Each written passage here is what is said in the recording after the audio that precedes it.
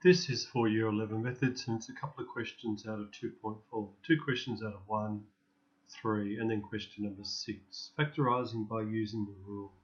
In question 1I, I can see t minus a half squared plus, then t minus a half again, plus 1/4. So, in I, I've got t minus a half squared plus the same thing, t minus a half plus 1/4. So I could say let a equal t minus a half. So I've got a squared plus a plus 1/4. How can I factorise that? I don't have any common factors. I have 3 terms. Can I crisscross? A times a gives a squared. Things that multiply to give a quarter, well, I could go 1/2 and 1/2, which looks good because a half plus a half gives 1, and a half times a half is a quarter. So I've got a plus 1/2 all squared, and since a is t minus a half, I've got t minus a half plus a half all squared, which is t squared as being my answer.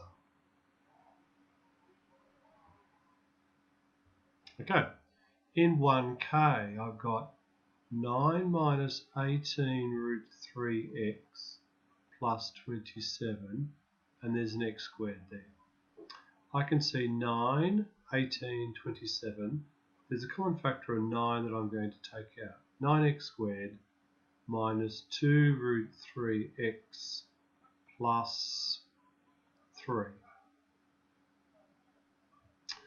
So let's crisscross this. I've got x and x will give x squared. Two things that multiply to give 3. Since I've got a root 3, how about I try root 3, root 3. Root 3 times root 3 gives 3. Root 3 plus root 3 is 2 root 3.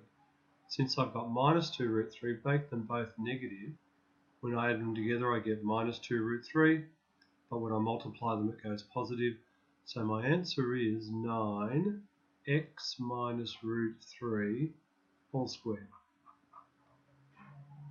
Now both of these were examples of perfect squares. Okay, 3g. I've got 2x plus 2 squared minus 12. I can see a common factor of 2, so I'll take that 2 out. X plus 2 squared minus 6. Inside the bracket I have 2 terms, and they're subtracted, so I can use the difference of 2 squares. 2 x plus 2 plus root 6, x plus 2 minus root 6, and that's my answer. And looking at J, I've got 1/4, x plus 1 squared minus 1/4. I've got a common factor of 1/4, so I'll take the 1/4 out the front. That leaves me with x plus 1 squared minus 1. And now I can see I've got the difference of 2 squares.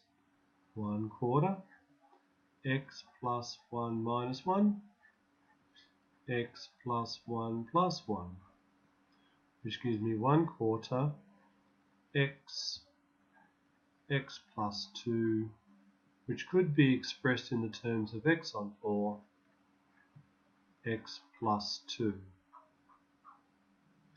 And over the page, question number 6.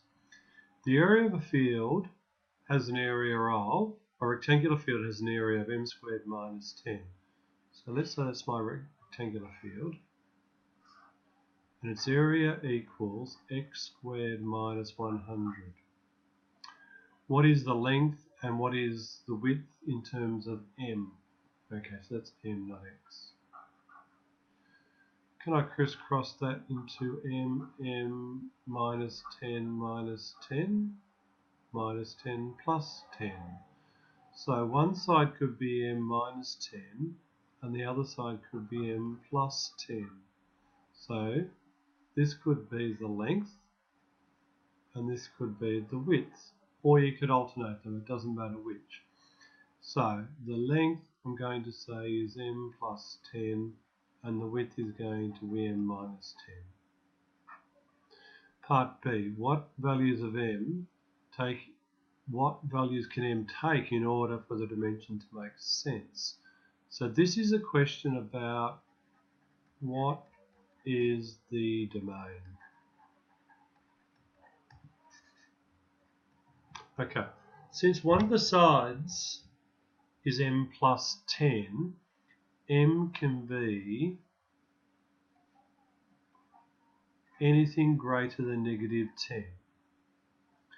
But this m has to be anything greater than 10 because m can't be 9 because that would give you a length of negative 1. So what are the values of m?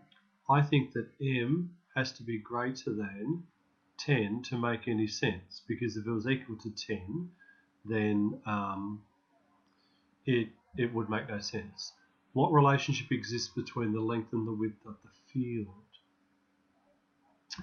The length and the width of the field, well, they're always going to be 20 meters different, because whatever m is, the length will be 10 meters more than it, or 10 units more than it, and it's going to be, so length is going to be width plus 20 in this case, because for instance, if m was 40, that would make that 50, and that would make that 30. That's a difference of 20. And no matter what the value of m, the difference will always be 20. So the length is always going to be the width plus 20. Done.